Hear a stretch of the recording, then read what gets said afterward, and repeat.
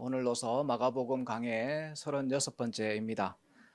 마가복음을 순서대로 보고 있는데요. 의도하지 않았지만 오늘 본문의 말씀이 고난주간 말씀과 정확히 맞아 떨어졌습니다.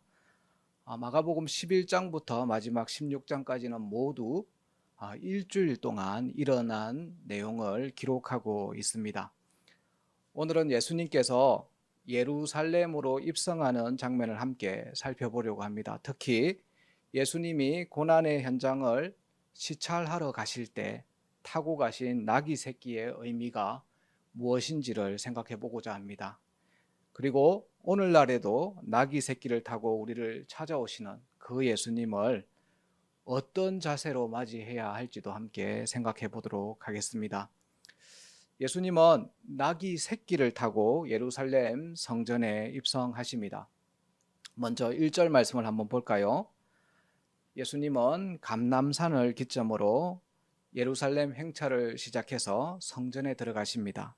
1절에 지명 네 곳이 나오죠. 예루살렘과 감람산과 벳바게와 베다니입니다. 지도를 한번 보십시오. 베다니와 벳바게는 예루살렘 동쪽 감람산 등선에 위치하죠. 벳바게가 베다니보다 먼저 적혀 있는 이유는 그곳이 예루살렘 성보다 더 가깝기 때문일 겁니다. 그러니까 예루살렘 성에서 베다니까지의 거리가 가장 먼 거리입니다. 그 거리가 약 2.6km, 걸어가면 한 30분 거리 정도 됩니다. 예수님 일행은 감람산 주변의 어느 마을에 계십니다.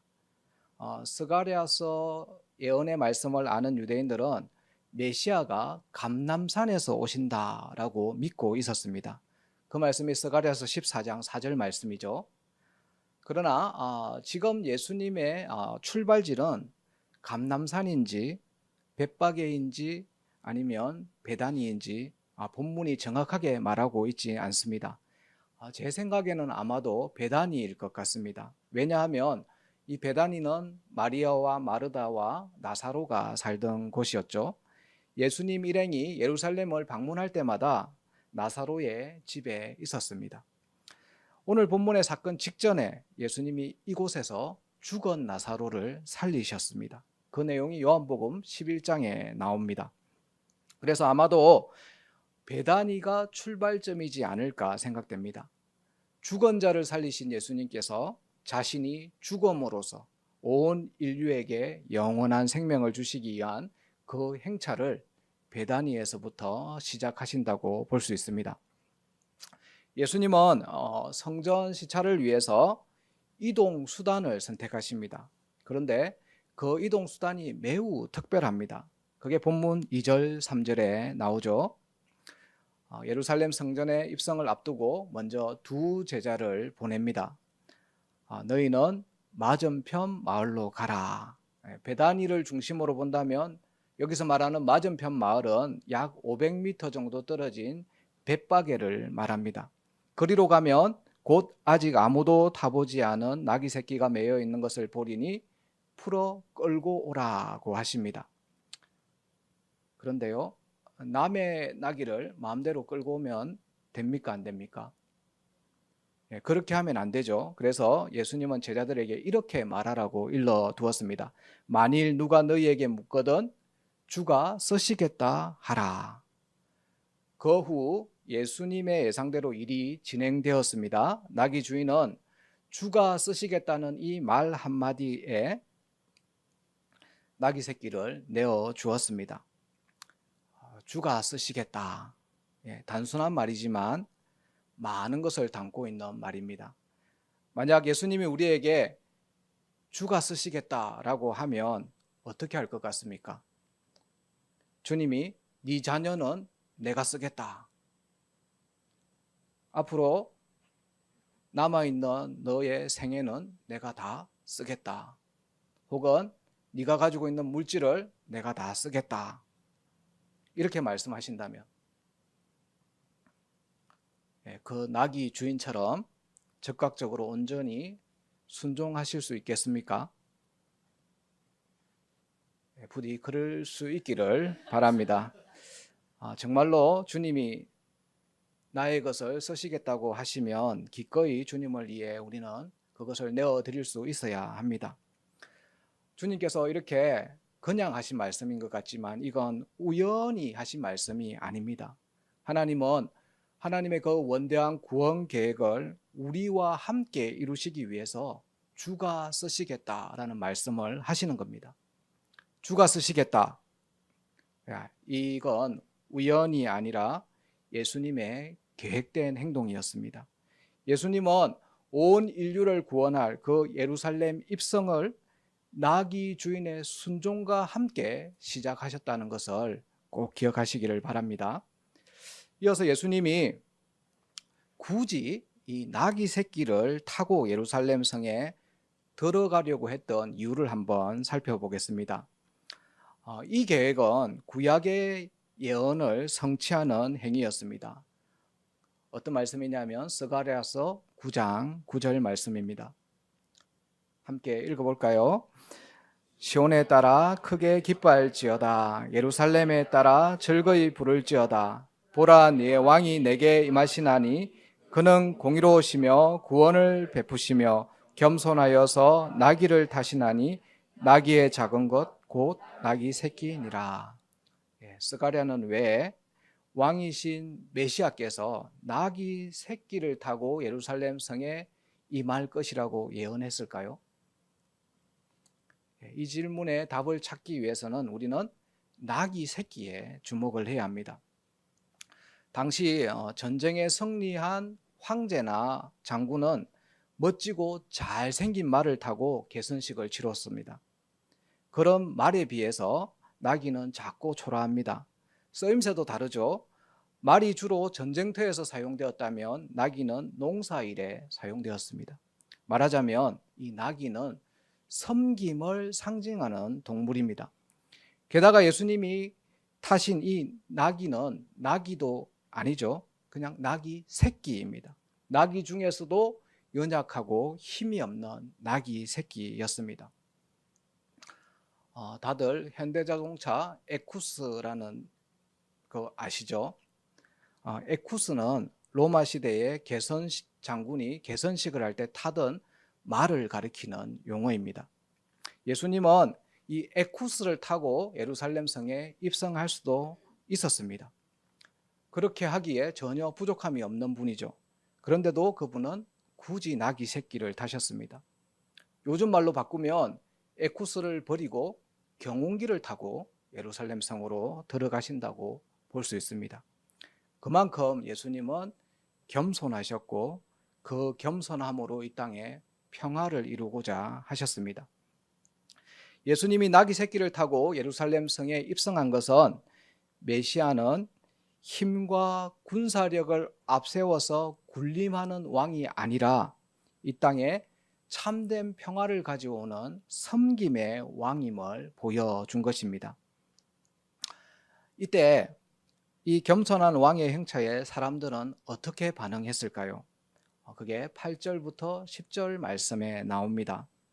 마치 오늘날 국가 원수의 환영식을 하는 그 대규모 프레이드를 보는 것 같습니다. 8절입니다. 많은 사람들이 자기들의 겉옷을 또 다른 이들이 들에서 벤 나무 가지를 길에 펴며 앞에서 가고 뒤에서 따르는 자들이 소리 지르되 호산나 찬송하리로다 주의 이름으로 오시는 이여 찬송하리로다 오는 우리 조상 다윗의 나라여 가장 높은 곳에서 호산나 하더라. 8절에 보면 군중들이 예수님 앞에 겉옷을 펴놓는 행위는 왕을 맞이하는 전통적인 방식이었습니다. 또 나뭇가지, 특히 종려나무 가지를 사용한 것은 승리와 해방을 상징합니다. 그러니까 메시아를 얼마나 열망하고 있는지를 8절이 보여주죠. 또 9절에 호산나라는 말은 시편 118편 25절에 나옵니다. 이제 구원하소서, 이걸 히브리 발음 그대로 하면 호산나입니다. 이것도 예수님에 대한 기대와 고백이라고 볼 수 있습니다.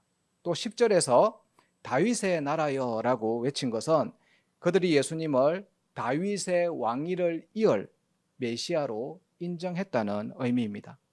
그러니까 로마 점령하에 있던 유대인들에게 이러한 행위는 정치적 메시아에 대한 열망이 얼마나 강력했는지를 보여줍니다.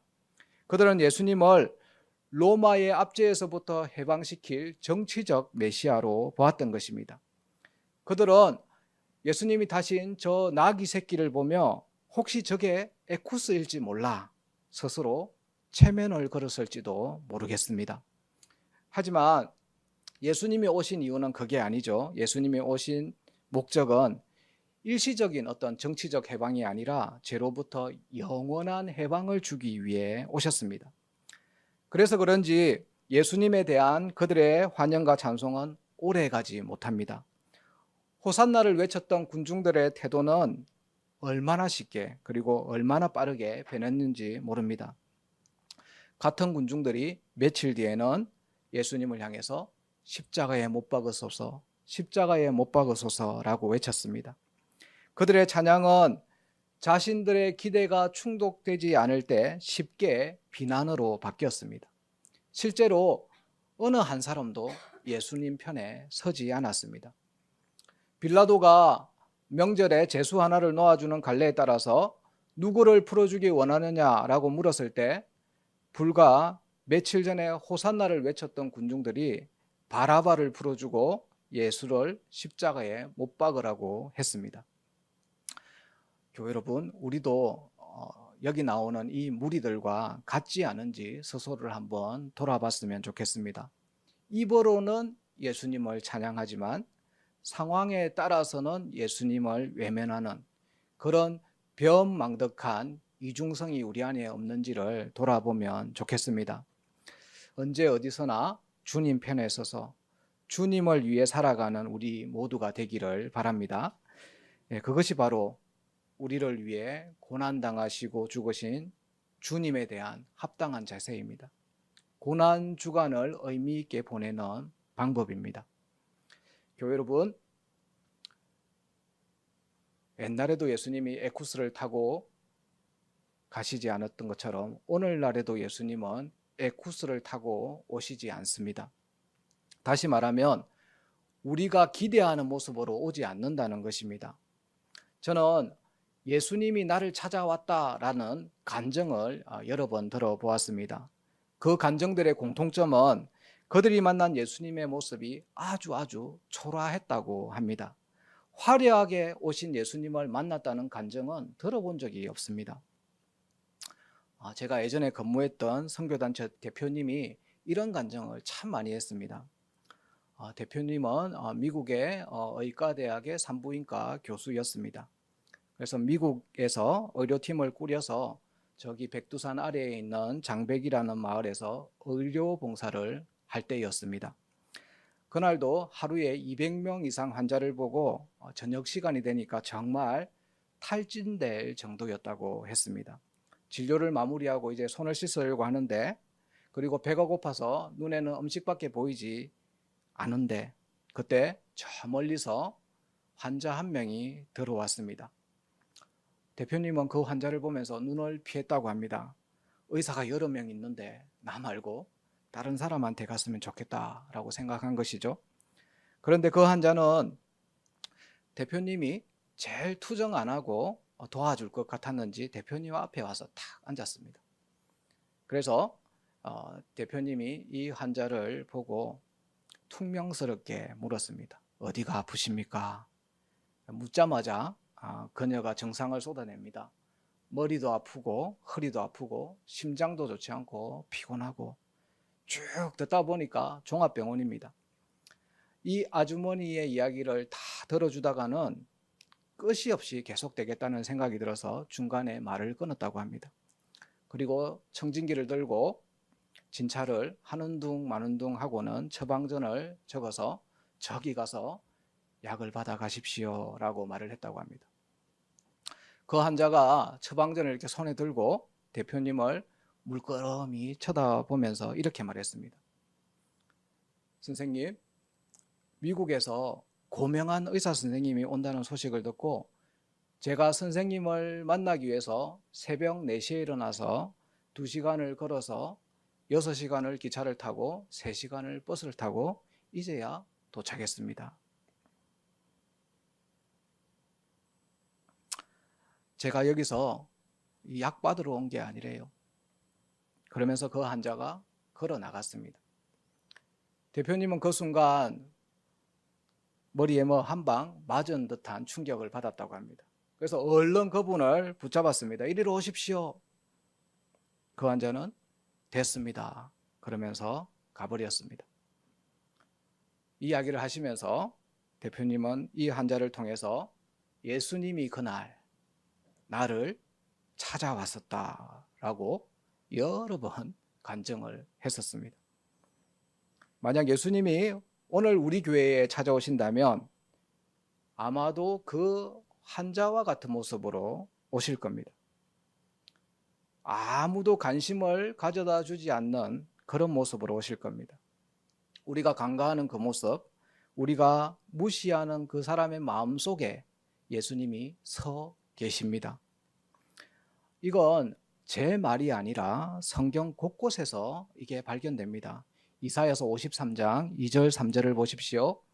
그는 주 앞에서 자라나기를 연한 순 같고 마른 땅에서 나온 뿌리 같아서 고운 모양도 없고 풍채도 없은즉 우리가 보기에 흠모할 만한 아름다운 것이 없도다.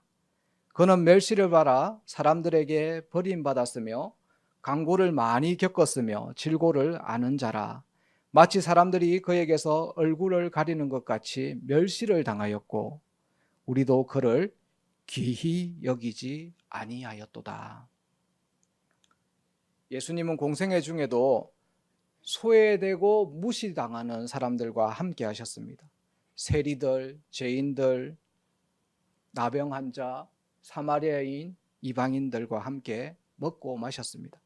그때 종교 지도자들은 이 사람이 죄인을 영접하고 음식을 같이 먹는다고 비난했습니다. 예수님은 하나님과 같이 똑같이 높은 분이시지만 결코 높은 자리에 있기를 원하지 않으셨습니다. 오히려 높은 자리를 버리시고 낮은 곳으로 임하셨습니다.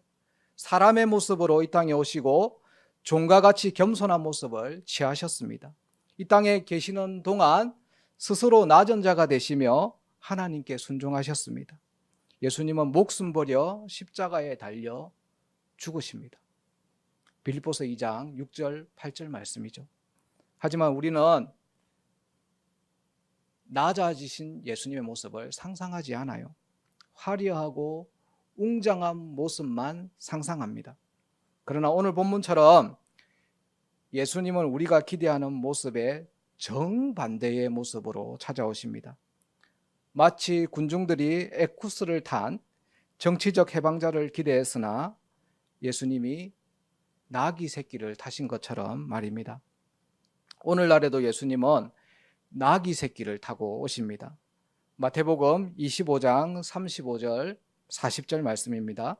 내가 줄일 때에 너희가 먹을 것을 주었고 목마를 때에 마시게 하였고 나그네 되었을 때에 영접하였고 헐벗었을 때에 옷을 입혔고 병들었을 때에 돌보았고 옥에 갇혔을 때에 와서 보았느니라.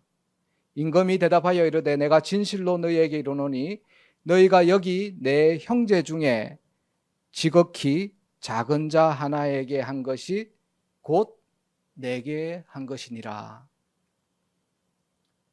우리에겐 이런 자세가 필요합니다. 상대방의 겉모습이나 사회적 지위를 보는 것이 아니라 예수님 대하듯 그에게 겸손하게 다가가 진실하게 그의 말에 귀를 기울여야 합니다. 단순히 친절하게 대하는 것을 넘어서 그 사람 안에 계신 하나님의 형상을 인식하고 존중하는 것입니다. 그 사람 안에 있는 예수님의 모습을 보아야 합니다. 교회 여러분, 예수님이 우리 교회에 주일날 오신다면 예배드리는 우리 모습, 찬송 부르는 우리 모습, 기도하는 우리 모습, 이 모습뿐 아니라 다른 교우들을 대하는 우리의 모습을 보십니다. 예수님은 예배 때만 호산나 호산나라고 외치는 것을 듣기 위해서 오시는 것이 아니라 그냥 별 볼 일 없는 다른 한 교우를 어떻게 대하는지 그걸 보러 오십니다. 그래서 우리는 주일날 아무리 바쁘고 분주하고 지치더라도 우리 옆에 있는 한 사람의 가치를 인정하고 존중하는 마음으로 대해야 합니다. 교회 여러분 잊지 마십시오. 예수님은 오늘도 우리가 무심하게 대했던 그 어느 교우의 마음속에 서 계십니다. 저도 이 설교를 준비하면서 지난 주일날 그냥 안녕하세요 이렇게 인사하는 거 말고 그냥 한마디 이상 말을 섞었던 사람들이 누군지 한번 생각해 봤습니다. 의외로 너무 작더라고요. 한 두세 명밖에 없어요. 그때 저는 그 교회에게 따뜻하게 말을 하지 않았습니다. 상투적으로 말을 했고 또 질문에 건성으로 대답했습니다.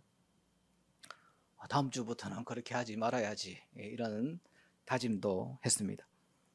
예수님은 당신의 몸된 교회를 시찰하러 오십니다. 지난 주일에도 우리를 시찰하러 오셨고 지금 오늘 이 자리에도 아마 오셨을 겁니다. 다음 주에 오시겠죠. 우리를 시찰하러 오시는 예수님의 모습은 에쿠스를 타고 오지 않습니다. 나귀 새끼를 타고 오실 것입니다. 그때 주님을 문전박대하지 않도록 깨어있는 우리 교우님들 다 되시기 바랍니다. 말씀을 정리하겠습니다. 오늘 우리는 예루살렘 성을 시찰하러 출발하시는 예수님의 이 모습을 통해 중요한 진리를 배웁니다. 예수님은 화려한 세상의 권세자의 모습이 아니라 겸손한 나귀를 타고 오셨습니다. 예수님은 지금도 우리 교회와 우리 각자의 삶을 시찰하러 다니십니다. 예수님이 우리에게 오셨을 때 중요한 것은 우리가 기대하는 모습, 에쿠스가 아니라 우리가 쉽게 간과할 수 있는 평범한 모습, 나귀 새끼로 오신다는 점입니다. 아까 말씀드린 그 의료봉사 이야기처럼 예수님은 우리가 무시하기 쉬운 그 환자의 모습으로 우리가 바쁘다는 이유로 무성의하게 되었던 어느 교우의 모습으로 찾아오실 수 있습니다.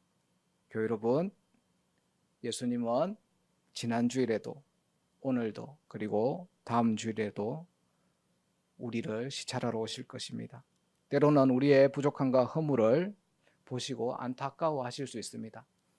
하지만 예수님은 우리를 정죄하기 위해서 오시는 것이 아니라 우리를 구원하시고 회복시키기 위해서 오십니다.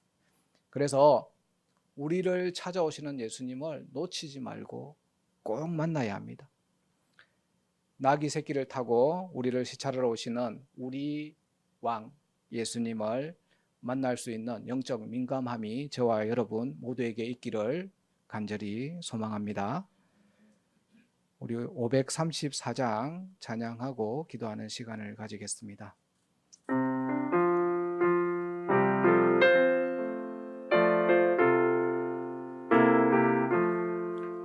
주님 찾아오셨네 모시어 드리세 과시관을 쓰셨네 모시어 드리세 우리 죄를 속하려 십자가를 지셨네 받은 고난 크셔라 모시어 드리세 보라 성자 오셨네 모시어 드리세 영광 중에 계신 주 모시어 드리세 헛된 교만 버리고 우리 구주 모시어 영원 복락 누리세 모시어 드리세 겸손한 자 찾도다 모시어 드리세 하늘에서 부르네 드리세 좋은 자리 드리고 주실 은혜 구하세 하늘나라 세우세 오시어 드리세 주여 내가 믿으니 오소서 오소서 주여 환영하오니 오소서 오소서 생명길로 이끄사 슬픔 위로하시고 진리 알게 하소서